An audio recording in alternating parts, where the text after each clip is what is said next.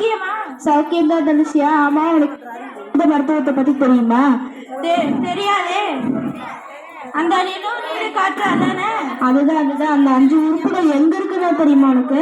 தெரியாதே. சரி, நீ கேளு, நான் சொல்றேன். நிலத்துக்கு வந்து மண்ணீரல் தான். மண்ணுக்கு வந்து காற்றுக்கு வந்து நுரையீரல் தான்.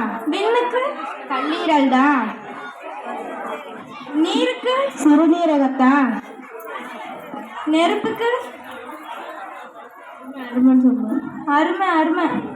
சரி, அதெல்லாம் விட இந்த 5 உறுப்புகளும் சொல்லிட்டு சக்தி வாய்ந்த உறுப்புகளை உள்ளிழுக்கும். ஜோடி உறுப்புகள்னா என்னன்னு தெரியுமா உனக்கு?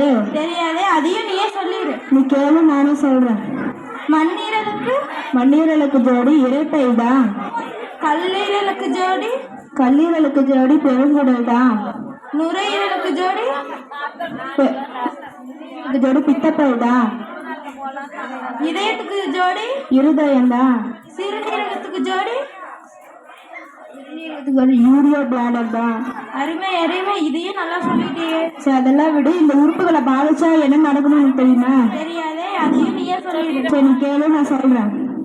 மண்ணீரலுக்கு ஜோடி மண்ணீரல் பாதிச்சா வாய்ப்புண்ணு வரும். நுரையீரல் பாதிச்சா மூக்கு வலி வரும். கல்லீரல் பாதிச்சா கண்ணு வலி வரும். இதயம் பாதிச்சா நாக்குல புண்ணு வரும். சிறுநீரகம் பாதிச்சா காது வலி வரும். அருமை அருமை. இதையும் நீ நல்லா சொல்லிட்டியே. சரி சரி. அந்த காலத்தில் பாட்டிமார்கள் சொன்னதெல்லாம் இதெல்லாம் பாதிக்கக்கூடாதுன்னா, பாட்டிமார்கள் சொன்ன 2 சொம்பு தினமும் காலையில் தண்ணி குடிக்கணும், தலையில் தண்ணி ஊற்றணும், இதெல்லாம் நீ பண்ணுறியா?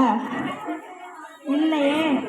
அப்படி பண்ணலைன்னா நீ நோய்பட்டு தான் வாழ்வ. முடிவு உங்கள் கையில். தண்ணி குடிக்கிறது குடிக்காதது உங்கள் கையில்.